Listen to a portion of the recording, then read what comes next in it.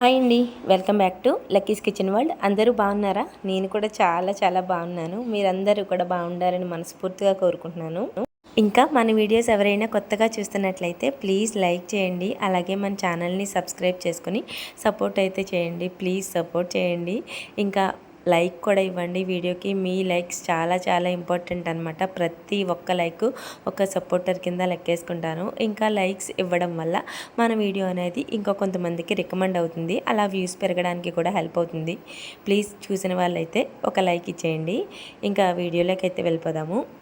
ఈ వీడియో వచ్చేసి మొన్న నేను ఎండ్రాయిలు కోడిగుడ్లు బెండకాయ పులుసు పెట్టాను కదా, ఆ రోజు షార్ట్లో పెడితే చాలామంది రెసిపీ పెట్టండి అక్క, కర్రీస్ వండుతున్నారు మీరు, వండే రెసిపీస్ కూడా పెట్టండి మేము చూస్తామని చెప్పి కామెంట్ చేశారనమాట.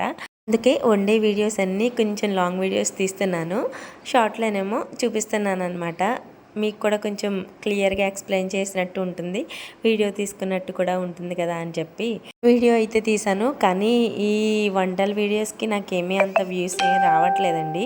ఎక్కువ డైలీ రొటీన్స్కే ఇష్టపడుతున్నారనమాట. డైలీ రొటీన్ వీడియోస్ పెడుతూ ఉంటాను కదా మార్నింగ్ టు ఈవినింగ్, ఆ వీడియోస్కే ఎక్కువ వ్యూస్ వస్తాయి, ఇష్టపడి కూడా చూస్తున్నారు. ఇంకా వంటల వీడియోస్ అంటే అందరికీ వచ్చినవి కదా, కొంచెం లైట్ తీసుకుంటారనమాట. మాకు తెలుసులే, మాకు వచ్చలే అని చెప్పేసి అలా అని డైలీ రొటీన్ కూడా మాట్లాడుతున్నారు, కామెంట్స్ పెడుతున్నారనమాట. ఈ పనులన్నీ నువ్వు ఒక్కదానివే చేస్తున్నావా, మేము చేయట్లేదా, ఎవరు చేయలేనట్టు నువ్వు ఒక్కదానివే చేస్తున్నట్టు పెద్ద వీడియో తీసి పెడుతున్నావు అని చెప్పి. నేను ఆడవాళ్ళని చాలా చాలా గౌరవిస్తానండి. ఎందుకంటే వాళ్ళ కష్టం నాకు కూడా తెలుసు కాబట్టి. ఇంట్లో ఉండి మనం ఎంత కష్టపడుతున్నామో ఏంటనేది నాకు కూడా తెలుసండి. నేను అందుకనే చాలా వీడియోస్లో చెప్పాను, నేను చేసే పని అందరు ఆడవాళ్ళు చేస్తారు, అందరు ఆడవాళ్ళు చేసిన పనే నేను చేస్తున్నాను. కాకపోతే వీడియో తీసి పెడుతున్నాను కాబట్టి తెలుస్తుందని కూడా చాలా వీడియోస్లో చెప్పానండి. నేను ఎప్పుడు కూడా ఆడవాళ్ళని తక్కువ చేసి మాట్లాడను. అందులో వర్కింగ్ ఉమెన్స్ అయితే ఇంకా మామూలు కష్టం కాదనమాట. వాళ్ళకి ఏదైనా జాబ్ చేసి టీచర్లు కానీ ఏదైనా సరే, కనీసం కూలి పనికి వెళ్ళిన ఆడవాళ్ళైనా సరే వాళ్ళు ఎంత కష్టపడాలంటే ఇంట్లో పని చేసుకుని వంట చేసుకుని పిల్లల్ని చక్కబెట్టుకుని వాళ్ళు వెళ్ళాలి, మళ్ళీ వచ్చిన తర్వాత మళ్ళీ పనులన్నీ చేసుకోవాలి. వాళ్ళకైతే ఇంకా కష్టం అనమాట. వాళ్ళతో పోలిస్తే నేను కొంచెం బెటరే అనిపిస్తుంది. కాకపోతే కొంచెం యూట్యూబ్ స్టార్ట్ చేసిన దగ్గర నుంచి నాకు కూడా కష్టంగానే ఉందండి. ఒక పక్క వీడియోస్ తీసుకోవడం, ఒక పక్క పనులు చేసుకోవడం, ఇంకొక పక్క మళ్ళీ వాటిని ఎడిటింగ్ చేసుకోవడం, పిల్లల్ని చూసుకోవడం, ఇది కూడా నాకు కొంచెం ఒక జాబ్ లెక్క అయిపోయిందనమాట. కానీ కొంచెం హ్యాపీనెస్ అనమాట. దాంట్లో హ్యాపీనెస్ దేనికి అంటే లక్కోడికి ఇంతమంది సపోర్ట్ దొరికింది, ఇంత అభిమానిస్తున్నారు లక్కోడిని, అదొక హ్యాపీనెస్ అండి. దానివల్లేనేమో నేను ఇలా కొంచెం కష్టమైన వీడియోస్ తీయడానికి కారణమవుతుంది. చాలామంది వీడియోలో లెక్కడు కనబడకపోతే చాలామంది వీడియోని కూడా స్కిప్ చేసి చూస్తారు, అది నాకు తెలుసు. కానీ అన్ని వీడియోస్లోని అయితే లెక్కడిని చూపించడానికి కుదరదు కాబట్టి, స్కూల్కి అది వెళ్తుంది కాబట్టి ఇంకా కొన్ని వీడియోస్లో అయితే కనిపిస్తుంది. కానీ మీరు మాత్రం ఎప్పుడు ఎక్కువ లక్కోడు వీడియోస్ పెట్టండి అక్క, లక్కోడు మాట్లాడే వీడియోస్ పెట్టండి అక్క అని అడుగుతారు. అది మీ అభిమానం, మీ ప్రేమ లక్కోడి మీద, అది నాకు తెలుసు. ఇంకా నేను వంటలు చేసే వీడియోస్ కూడా చూసి లైక్ చేసి సపోర్ట్ చేస్తే బాగుంటుంది. బాగున్నాయి అని చెప్పి కొంతమంది అంటారు తప్పితే వాటికి వ్యూస్ చాలా తక్కువ వస్తాయి అనమాట. లక్కోడు వీడియో పెడితే చాలు తండోపతండాలుగా వస్తాయి కామెంట్స్. అమ్మో, వాటికి అసలు రిప్లై ఇవ్వలేను అనమాట, అన్ని కామెంట్స్ వస్తాయి. నేనైతే కామెంట్స్ అన్నీ చూసుకుని మురిసిపోతాను అనమాట. అంత హ్యాపీగా ఉంటుంది, నిజంగా చాలా హ్యాపీ అనిపిస్తుందండి. మీ సపోర్ట్ ఎప్పుడూ ఇలాగే ఉండాలి. సపోర్ట్ చేసే వాళ్ళతో పాటు డిస్కరేజ్ చేసే వాళ్ళు కూడా ఉంటారు కదా, అలా చెత్త కామెంట్స్ పెడుతూ ఉంటారనమాట. 1-2 ఎక్కువేం కాదురండి. మనకు వచ్చే కామెంట్స్ ఓవరాల్ లెక్కేసుకుంటే 1-2 వస్తూ ఉంటాయి అప్పుడప్పుడు అనమాట. వాళ్ళు కూడా కొంచెం మనల్ని డౌన్ చేద్దాము, వీళ్ళని ఎలా డౌన్ చేయాలి, వీళ్ళు ఏంటి ఇలా ఎదుగుతున్నారు అంటే ఎవరైనా తొక్కడానికే చూస్తారు కదండి, వాళ్ళని ఎలా డౌన్ చేయాలి అని చెప్పేసి అలాంటి కామెంట్స్ పెడుతూ ఉంటారనమాట. వాటిని పట్టించుకుంటే మనం ముందుకెళ్ళలేము. వాళ్ళనే కాదండి, బయట వాళ్ళు ఎన్ని అనుకున్నా ఏమనుకున్నా సరే మనకి మెయిన్ ఇంపార్టెంట్ మన ఫ్యామిలీని బాగా చూసుకోవాలి. వాళ్ళకి ఏ ఇబ్బంది రాకుండా చూసుకోవాలన్నమాట. నేనున్నానని చెప్పి ధైర్యంగా వాళ్ళకి తోడుగా ఉండాలి. అదే నేను అనుకుంటాను ఎప్పుడు కూడా. నా ఫ్యామిలీకి నేను ఎప్పుడు తోడుగానే ఉంటానండి. మా లక్కోడి విషయంలో కూడా అంతే. మా హస్బెండ్కి అస్సలు చాలా ధైర్యం తక్కువ అనమాట. ఎవరైనా ఏదైనా అంటే చాలా ఫీల్ అయిపోతూ దాన్నే పీక్కుంటూ కూర్చుంటారు. నేను ఆయనకి చెప్తాను, అలా పీక్కుని కూర్చుని పనేమి లేదు. వాళ్ళు ఏదైనా అంటే వెంటనే సమాధానం చెప్పండి. మాకు లేని బాధ మీకేంటి, మేము చూసుకుంటాం, మేము బాగా చూసుకుంటాం, మీరేం పెంచరు కదా, మీరేం చూసుకోరు కదా అని చెప్పి వెంటనే సమాధానం చెప్పండి. వాళ్ళు అన్నదానికి అని బుర్ర ఊపి రావడం కాదని చెప్పి ఆయనకి నేను ధైర్యం చెప్తాను అనమాట. ఎందుకంటే మా హస్బెండ్కి చాలా ధైర్యం తక్కువ అండి. వెంటనే ఏదైనా మాట వింటే వెంటనే ఫీల్ అయిపోతూ ఉంటారు. అందుకని చెప్పి నేను ఎక్కువ లక్కోడు గురించి వచ్చే కామెంట్స్ కూడా ఎక్కువ చెప్పను అనమాట ఆయనకి. నార్మల్గా ఎక్కువ మీరు పెట్టే అభిమానం చూపిస్తాను, మీరు పెట్టే మంచి మంచి కామెంట్స్ అన్నీ చూపిస్తాను. ఏదో అప్పుడప్పుడు 1, 2 వస్తాయి కదా, అవి చూపించను అనమాట. ఆయనకి ఫీల్ అయిపోతూ ఉంటారనమాట. ఇంకా ఆయనకు తోడు నేను ఫీల్ అవుతూ కూర్చుంటే పిల్లల్ని ధైర్యంగా ఎలా పెంచగలం, అందుకని చెప్పి నేను లోపల చాలా చాలా బెంగ ఉంటుంది.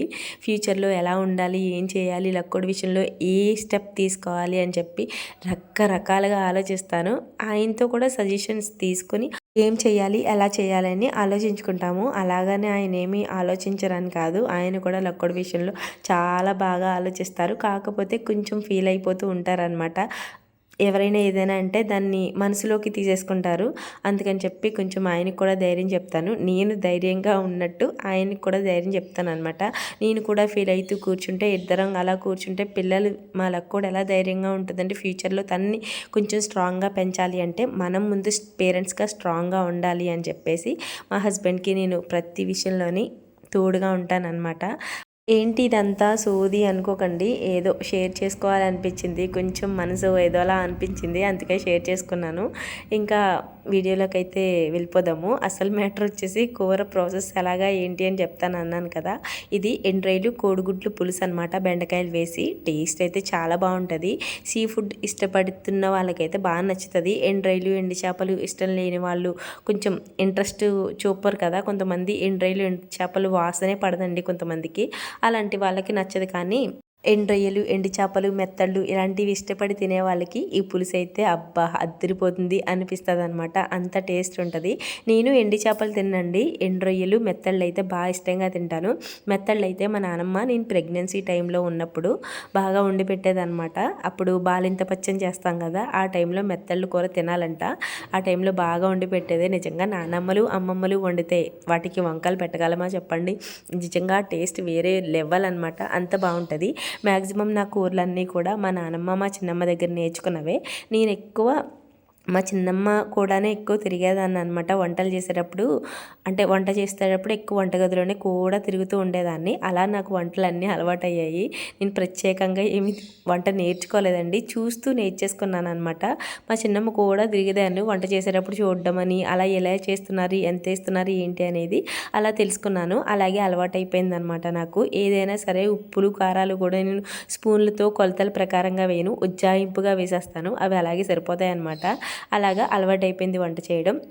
ఇంకా ఈ పులుసు ఎలా పెట్టాలి ఏంటి అనేది ఫస్ట్ అయితే ఎండ్రాయిలు శుభ్రంగా వేడి నీళ్ళు వేసి 2-3 సార్లు కడిగేసుకోండి. ఇంకా ఆనియన్స్ అయితే చిన్న చిన్న ముక్కలుగా కట్ చేసేసుకొని, టమాటోలు కూడా చిన్న చిన్న ముక్కలుగా కట్ చేసుకుని, 4 పచ్చిమిర్చి చీరికలు కూడా చీరేసుకొని శుభ్రంగా ఒక గిన్నె పెట్టుకొని ఆయిల్ వేసుకుని ఫస్ట్ అయితే ఎండ్రాయిల్ని ఎర్రగా వేపేసుకోవాలండి. వేపుకున్న తర్వాత కోడిగుడ్లను కూడా బాగా పైన తొక్క కరకరలాడుతూ ఉంటుంది కదా, అలా వేయించుకున్నాక ఎర్రగా వేయించేసుకోవాలన్నమాట. కోడిగుడ్లను కూడా వేయించుకొని పక్కకు తీసేసుకొని ఉల్లిపాయలు వేసుకుని, ఉల్లిపాయలు బాగా వేగిన తర్వాత టొమాటో ముక్కలు కూడా వేసుకుని అవి కూడా బాగా వేగిపోవాలి. ఆయిల్ పైకి తేలే వరకు వేగిన తర్వాత ఎండ్రాయిలు కూడా వేసేసుకొని ఆ తర్వాత బెండకాయ ముక్కలు కూడా వేసుకుని కొంచెం మగ్గిన తర్వాత టేస్ట్కి సరిపడా ఉప్పు, కారం, అలాగే చింతపండు పులుసు కూడా వేసుకుని మరుగుతున్నప్పుడు కోడిగుడ్లు కూడా వేసేసుకొని అంతేనండి, బాగా మరగనివ్వాలి. ఫైనల్గా కొత్తిమీర, కరివేపాకు వేసేసుకొని చక్కగా గ్యాస్ ఆఫ్ చేసేసుకొని వేడివేడి అన్నంలో ఈ ఎండ్రాయిలు, కోడిగుడ్లు, బెండకాయ పులుసు వేసుకొని తింటే అత్తిరిపోతుంది టేస్ట్. ఒకసారి ట్రై చేయండి, మీరే ఆహా ఎంత బాగుంది అంటారు. అంత బాగుందనమాట టేస్ట్.